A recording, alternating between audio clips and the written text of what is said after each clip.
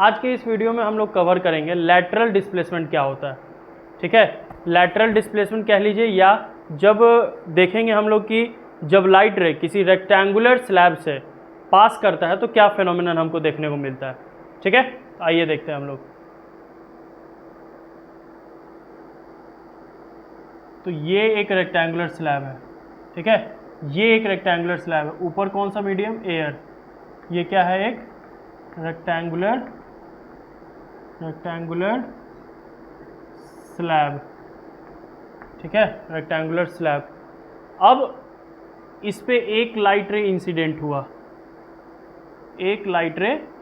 हुआ, ये नॉर्मल। ठीक है, ये रेयर मीडियम, ये डेंसर मीडियम। तो रेयर से डेंसर में आता है तो टुवार्ड्स द नॉर्मल। ठीक है, अब ये हो गया डेंसर, अब ये हो गया रेयरर। तो डेंसर से rarer, away from the normal. Away from the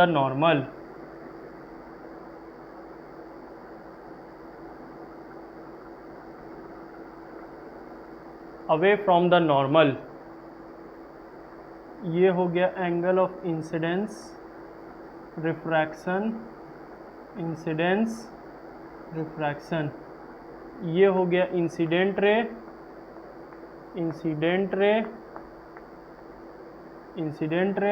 ये हो गया इमर्जेंट रे,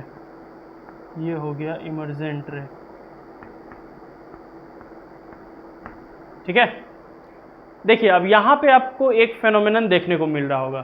क्या फेनोमेनन देखने को मिल रहा होगा कि जब लाइट रे रेक्टेंगुलर ग्लास स्लैब के दो पैरेलल साइड से पास कर रहा है, यानी फिर से बोल रहे हैं हम, जब लाइट रे रेक्टेंगुलर स्लैब के दो पैरेलल साइड से पास कर रहा है, तब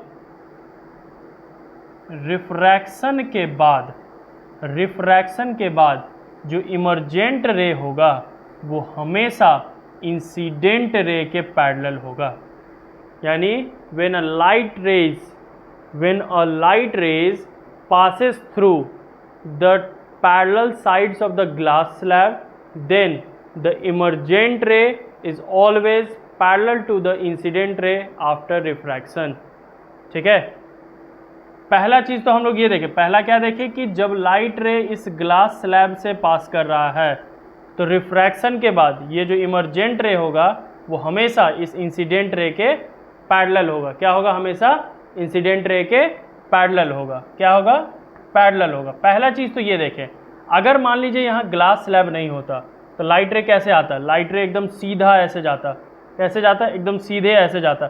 लेकिन ड्यू टू इस ग्लास स्लैब के कारण लाइट रे कैसे आ रहा है, ऐसे ऐसे फिर ऐसे ऐसे ऐसे ऐसे। ठीक है, तो पहला चीज़ तो हम लोग ये देखें कि जब लाइट रे ग्लास स्लैब के दो पैरेलल साइड से पास करता है तब इमर्जेंट रे इंसिडेंट रे के पैरेलल होगा रिफ्रैक्शन के बाद हमेशा। ठीक है, दूसरा चीज़ क्या देखते हैं कि जब ये लाइट रे इस रेक्टेंगुलर ग्लास स्लैब से पास करेगा तब इस पॉइंट पे ये जो लाइट रे है ना थोड़ा सा लैटरली डिस्प्लेस करेगा। ठीक है, यहाँ पे कुछ साइडवेज डिस्प्लेस करेगा। ठीक है, यहाँ पे कुछ साइडवेज डिस्प्लेस करेगा। जब लाइट रे रेक्टेंगुलर स्लैब के पैरेलल साइड से रिफ्रैक्ट करता है तब जो ये इंसिडेंट रे है वो कुछ साइडवेज डिस्प्लेस करेगा, और ये जो डिस्प्लेस होता है इसी को हम लोग क्या कहते हैं, लैटरल डिस्प्लेसमेंट। इसी को हम लोग क्या कहते हैं, लैटरल डिस्प्लेसमेंट। क्या कहते हैं, लैटरल डिस्प्लेसमेंट। यानी कि जब लाइट रे रेक्टेंगुलर ग्लास स्लैब से पास कर रहा है तब जो इंसिडेंट रे है वो कुछ साइडवेज डिस्प्लेस करेगा। इसी डिस्प्लेसमेंट को हम लोग क्या कहेंगे, लैटरल डिस्प्लेसमेंट। तो लैटरल डिस्प्लेसमेंट का यहाँ से डेफिनेशन क्या हो गया कि the sideway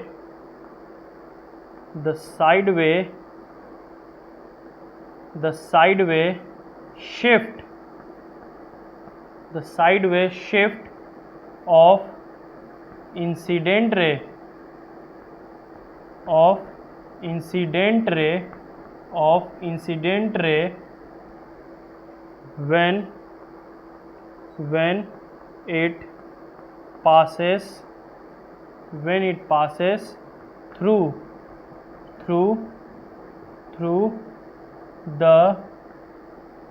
the parallel sides of glass slab. क्या लिखे? The side way shift of the incident ray, ठीक है, when it passes through the parallel side of the glass slab after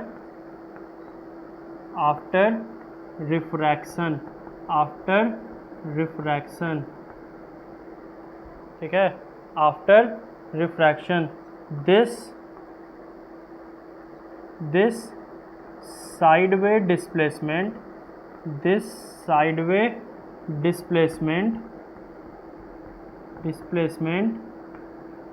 is called क्या? lateral displacement. देखिए definition क्या लिखे? The sideway shift, ठीक है, मतलब साइडवे शिफ्ट यानी थोड़ा सा शिफ्ट करेगा। कौन? इंसिडेंट रे कौन करेगा शिफ्ट? Incident ray. कब? जब वो ग्लास स्लैब के पैरेलल साइड से पास करेगा तब, ठीक है, जब वो,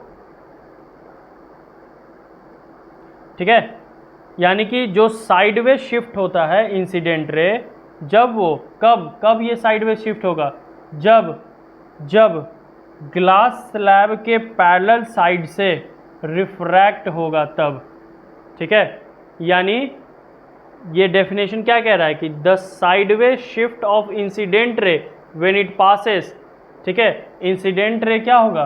कुछ साइडवे शिफ्ट करेगा। कब? जब वो पैरेलल साइड से पास करेगा। किसके पैरेलल साइड से? ग्लास स्लैब के पैरेलल साइड से। कब? रिफ्रैक्शन के बाद, ठीक है। और इसी शिफ्ट, साइडवे शिफ्ट को या साइडवे डिस्प्लेसमेंट को हम लोग क्या कहेंगे? Lateral displacement. कहने का मतलब कि जब लाइट रे या इंसिडेंट रे ग्लास स्लैब के पैरेलल साइड से पास करेगा रिफ्रैक्शन के बाद, तब वो थोड़ा सा लेटरली साइडवे की ओर शिफ्ट होगा। इसी शिफ्ट को हम लोग कहते हैं लेटरल डिस्प्लेसमेंट। इसी शिफ्ट को हम लोग क्या कहेंगे? Lateral displacement. कोई दिक्कत? लाइट आया, ग्लास स्लैब के पैरेलल साइड से रिफ्रैक्ट किया, ठीक है, जाना चाहिए था ऐसे, लेकिन इस रास्ते से थोड़ा सा शिफ्ट कर गया, ठीक है। इसी शिफ्ट को हम लोग कहेंगे लेटरल डिस्प्लेसमेंट। ये शिफ्ट क्यों किया? ड्यू टू ग्लास स्लैब के कारण। क्यों किया? ड्यू टू ग्लास स्लैब के कारण। एनी दिक्कत? समझ में आया ये चीज़? कोई दिक्कत नहीं ना? अब हम लोग देखेंगे factors of lateral displacement. Factors on which lateral displacement depends. किस किस फैक्टर पे लेटरल डिस्प्लेसमेंट डिपेंड करता है?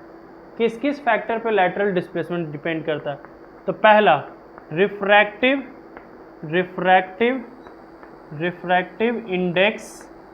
इंडेक्स ऑफ ग्लास स्लैब, यानी कि जो भी ग्लास स्लैब हम लोग यूज़ कर रहे हैं उसका रिफ्रैक्टिव इंडेक्स क्या है, ठीक है। जो भी ग्लास स्लैब हम लोग यूज़ कर रहे हैं उसका रिफ्रैक्टिव इंडेक्स क्या है, रिफ्रैक्टिव इंडेक्स पे भी ये डिपेंड करता है। Next thickness of the glass slab, यानी ग्लास स्लैब कितना मोटा है। जितना ज़्यादा मोटा उतना ज़्यादा एंगल ऑफ इंसिडेंस। समझ में आया ये चीज़? पहला चीज़ रिफ्रैक्टिव, ग्लास स्लैब का रिफ्रैक्टिव इंडेक्स कितना है, ठीक है। दूसरा, जो ग्लास स्लैब हम लोग यूज़ कर रहे हैं वो कितना मोटा है, ठीक है, वो कितना मोटा है। समझ में आई ये चीज़? ठीक है। तो ये दो फैक्टर है जिस पे लेटरल डिस्प्लेसमेंट डिपेंड करता है। एक तो रिफ्रैक्टिव इंडेक्स, एक थिकनेस।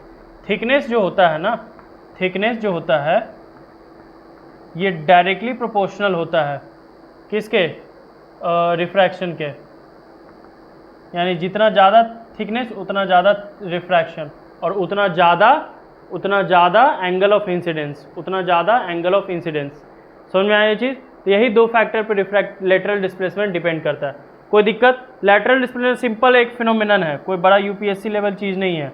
सिंपल एक फिनोमिनन है कि लाइट रे जब रेक्टेंगुलर ग्लास स्लैब के दो पैरेलल साइड से पास करेगा तो कुछ साइडवे शिफ्ट होगा, ठीक है, कुछ साइडवे शिफ्ट होगा, उसी साइडवे शिफ्ट को हम लोग कहेंगे लेटरल डिस्प्लेसमेंट। यानी कि जब यहाँ से पास किया दो पैरेलल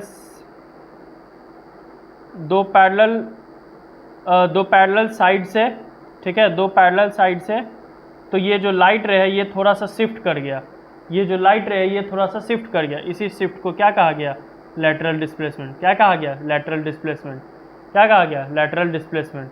कोई दिक्कत ये चीज़? कोई दिक्कत? ठीक है। और दूसरा चीज़ कि ये जो इमरजेंट रे है ये हमेशा इस इंसिडेंट रे के पैरेलल होगा, ये जो इमरजेंट रे है वो हमेशा इस इंसिडेंट रे के पैरेलल होगा। दो बात यहाँ से क्लियर हो गया कि जब रेक्टेंगुलर ग्लास स्लैब से लाइट रे पास हो रहा है तो रिफ्रैक्शन के बाद इंसिडेंट रे आर ए वो हमेशा पैरेलल होगा इमरजेंट रे के, ई आर के, इमरजेंट रे के, ठीक है। दूसरा बात क्या क्लियर हुआ कि जब लाइट रे ग्लास स्लैब के दो पैरेलल साइड से पास कर रहा है तब जो इमरजेंट रे होगा वो थोड़ा सा शिफ्ट कर जाएगा, थोड़ा सा शिफ्ट करेगा, ठीक है। और इसी शिफ्ट को हम लोग क्या कहेंगे, लेटरल डिस्प्लेसमेंट। समझ में आया ये चीज़? क्लियर हो गया ये बात? कोई दिक्कत? ठीक है, कोई दिक्कत अब लेटरल डिस्प्लेसमेंट में? समझ में आया?